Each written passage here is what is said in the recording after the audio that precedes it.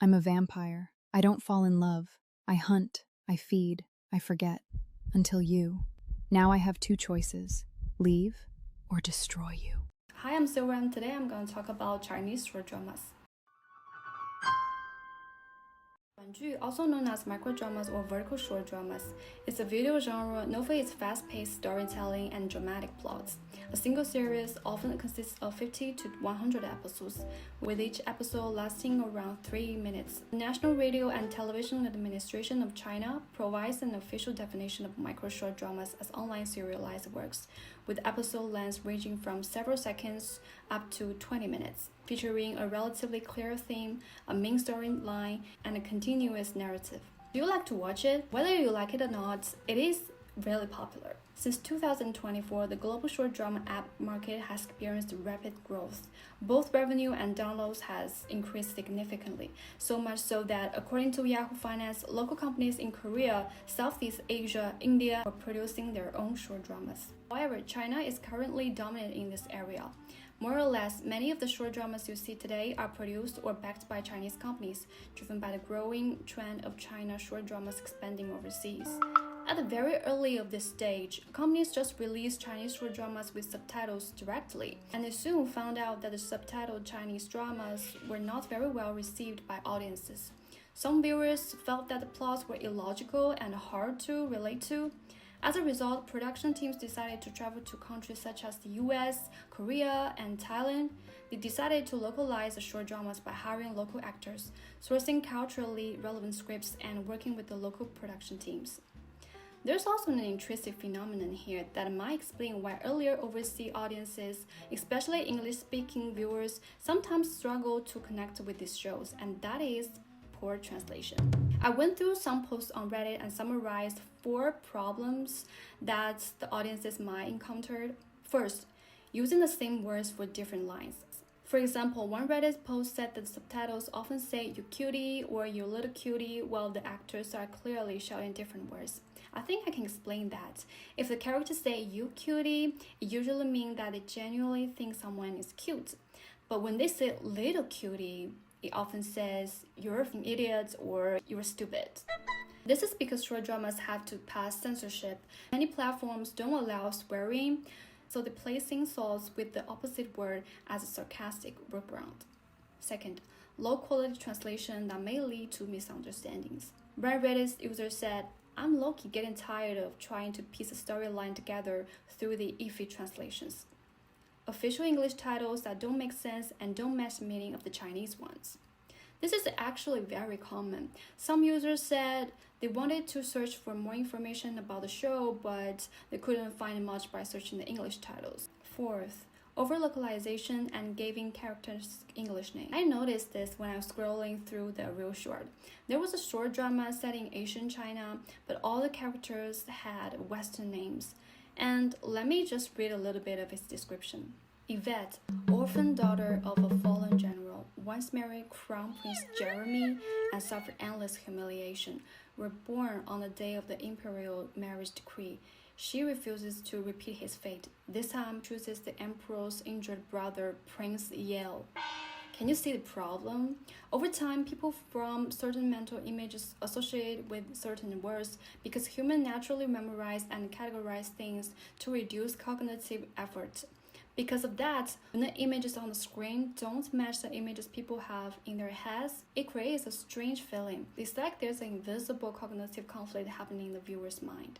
One Reddit user said, "I want my names to stay Chinese. If I wanted to watch the Western show, I'll be watching it. I don't like dubbing. I enjoy these shows when they provide good translations, but why do they have give characters English names?"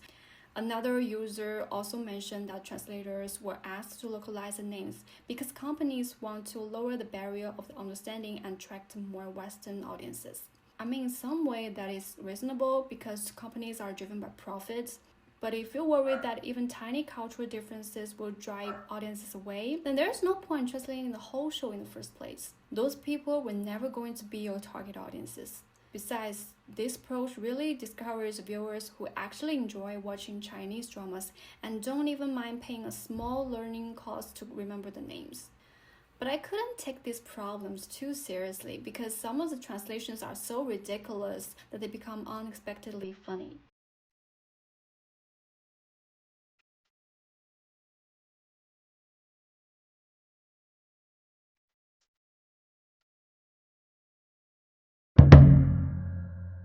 However, this area is gone. The translations are now taking the leap to the next level. Some audiences feel like it happened almost overnight that the short dramas suddenly started having good translations. On the one hand, companies are aware that low quality translations cannot retain audiences. On the other hand, dubbing short dramas has become a very important strategy in a competitive market. Wang Jiachen, CEO of Jiuzhou Culture, the company behind the short drama platform Short Max, told the media entertainment capital that translated dramas serve as the foundation of microdrama overseas expansion because it takes time for user revenue to recoup marketing costs spent on user acquisition. Platforms rely on a substantial library of translated dramas to maintain a sufficient volume of content.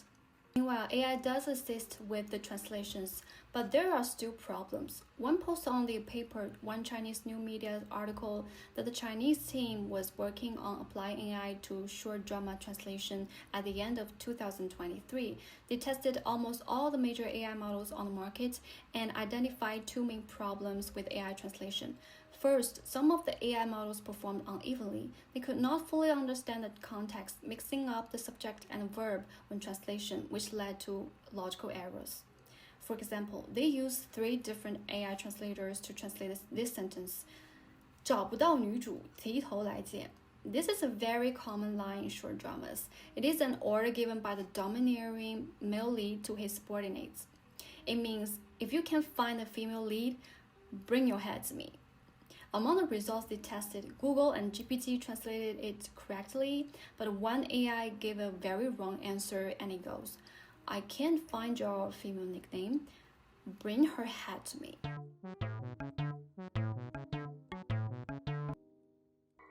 Second, it had difficulty finding appropriate words for certain expressions that could not be translated literally, such as 龙傲天. This is also a very commonly used character name or trope in Chinese short dramas.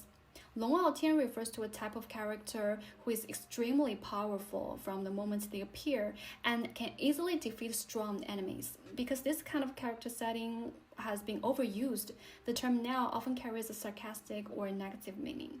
But if AI doesn't understand the background story of the word, it might simply translate it as 龙傲生, which audiences might think is just an ordinary Chinese name, or translate it literally as Dragon Proud Sky, which doesn't make much sense and could sound like a long and ridiculous name.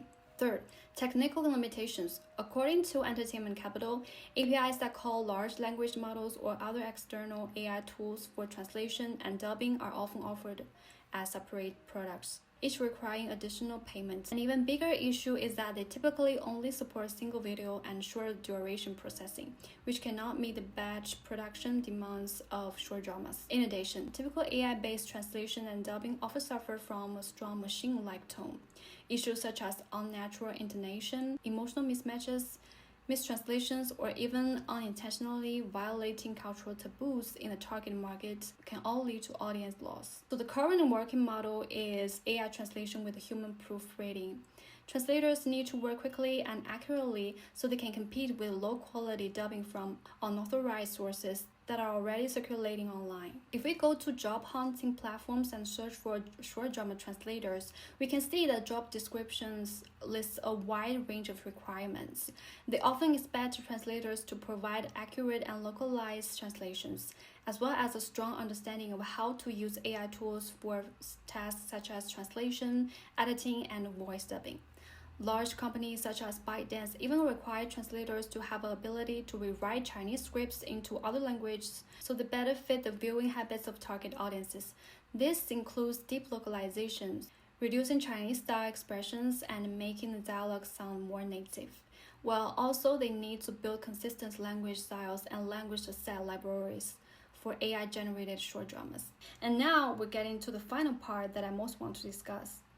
What is the future of short dramas, and could it be any form of art one day? I know I didn't talk about AI-generated comic the short dramas. I'll cover that in my next video where I'll be discussing Chinese cartoons. So please subscribe to this channel if you're interested in this topic so you won't miss it. Someone probably think that that's a really stupid question, because we all know that many of these works are not very satisfying. The worst ones are unbearable, and even the better ones only reach an average level compared to TV. But in the beginning of 2026, some changes are gradually done in the industry. The leading short drama platform Hongguo, backed by ByteDance, announced in mid-February that it would suspend the guaranteed payment model for small and mid-sized producers working on commission productions, according to Sina News. As a bit of background, cooperation between Hongguo and production companies mainly takes three forms: in-house productions, commission productions, and acquired dramas. In-house productions means that everything from script writing and filming to marketing and script distribution is handled by the platform itself, in this case Hongguo. Commissions productions, on the other hand, involve collaboration between the platform and external production companies. The platform typically provides a script while the commissioned partners are responsible for filming, editing, and post-production.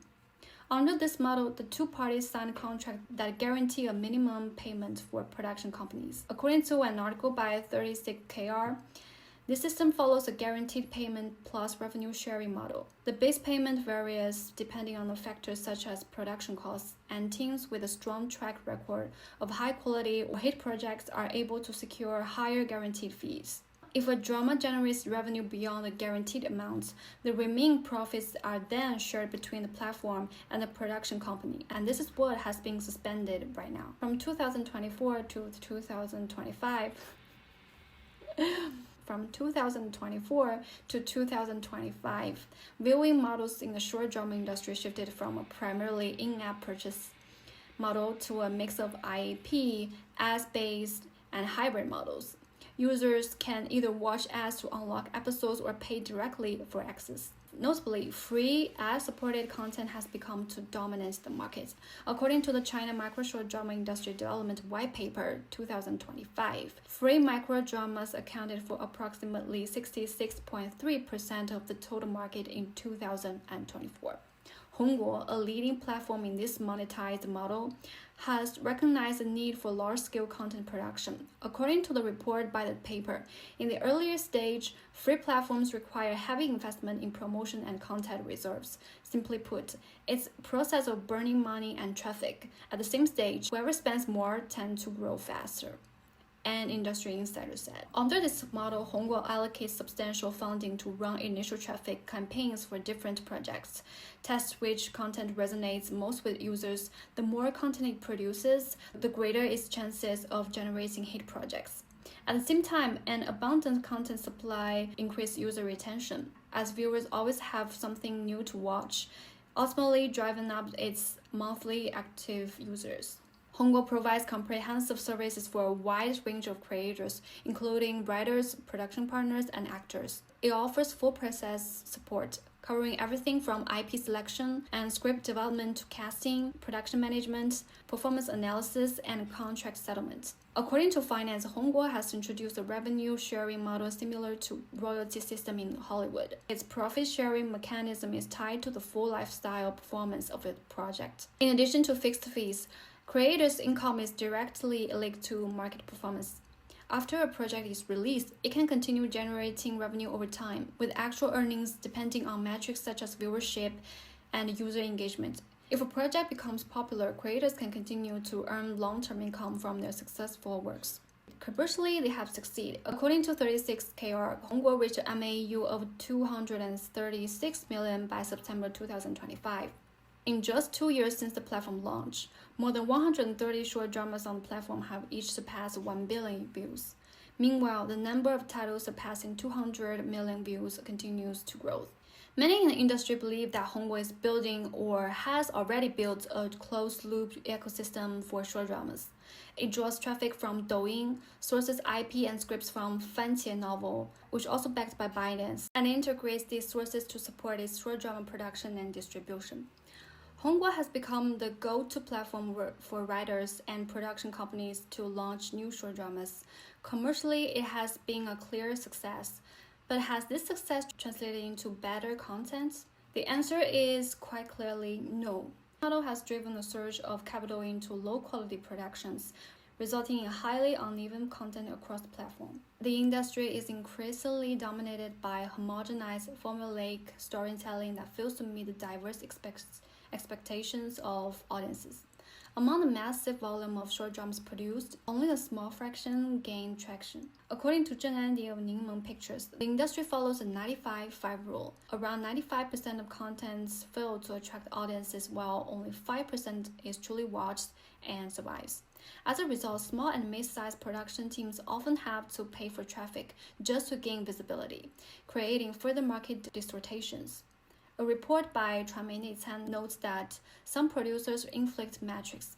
In December 2025, Hongguo removed over 3.83 million instances of fraudulent reservation data, penalized more than 61,800 accounts, and blocked over 50 million cheating behaviors.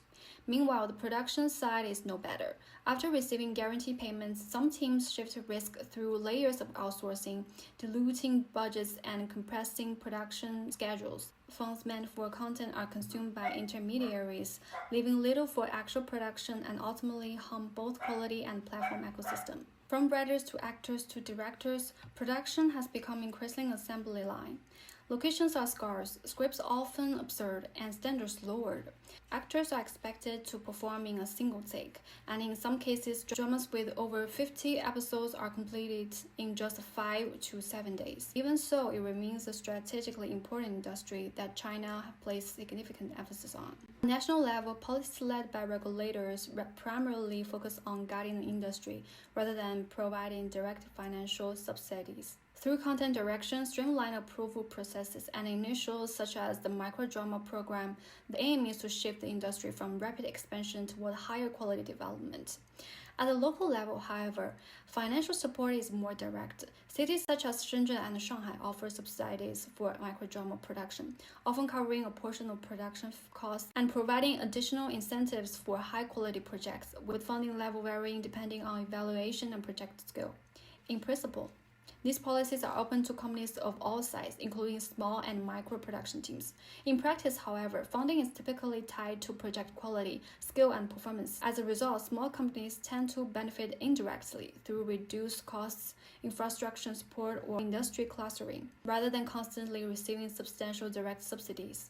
Under the huge impact of AI video generation tools like Keling, Sora, and Cdance, platforms like Hongguo have started taking action, lowering the costs of making short dramas.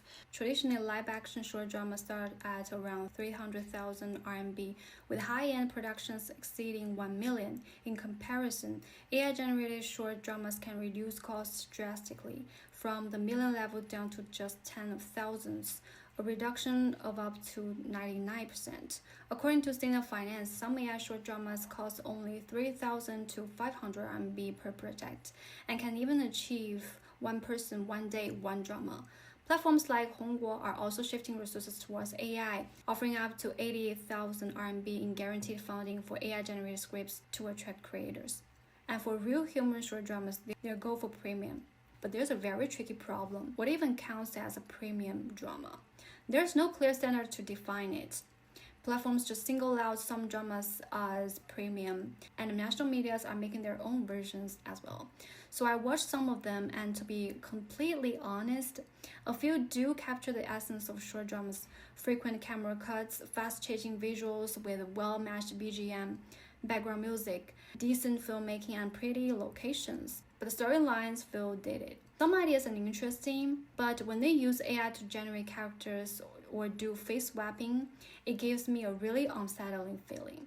And more importantly, it just feels like they're putting the same juice into a new but kind of unfit bottle. They're using a short drama format, but still telling stories in their own way. So why would I want to watch a 4 minutes limited content instead of watching a 20 minutes with better structure and more solid storytelling? Personally, I don't even want to watch this kind of content on public transportation or on the toilets. So you can see that maybe this type of content is just made for quick, meaningless stories. It's not really made for art, not even for good or serious content. It's just for entertainment. As one short drama executive said, short dramas are basically like fast food. They're consumable products, not an artistic work. They don't need character development or narrative build-up. They just need to be as direct as possible and keep delivering high points to the audiences. Another producer compared them to spicy snacks, 辣条. Something you can keep consuming without expecting any deeper value. He also said that when making these dramas, he doesn't really think about personal expression anymore, but focuses on how to serve the audiences as much as possible. And now we can go back to the question we asked earlier. Could short dramas become a form of art one day?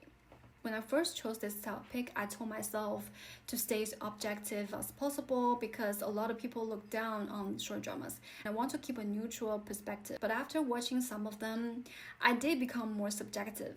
I really don't understand why so many dramas are being made to the point that more than half of them feel unnecessary. I'm probably not the target audiences, so I might don't understand what makes them appealing. But clearly they do fulfill other people's needs, and they did create a lot of jobs for people working behind the scene in the film and TV industry, especially over the past few years we're talking about here. I do think that's a bit of condescending to judge the whole industry like that.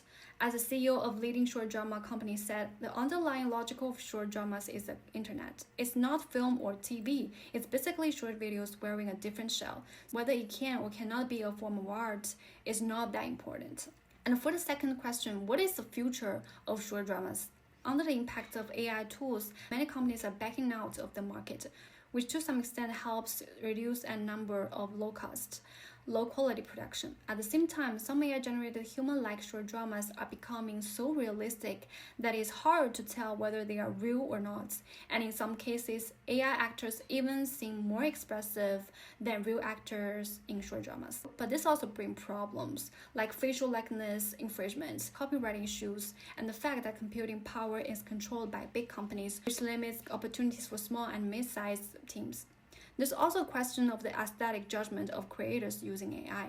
These are all things worth thinking, but now let's just see how it goes. So this is all for today's video, and in the next one, I'm going to talk about Chinese cartoons. So if you like this topic and like this video, please like, comment, and subscribe.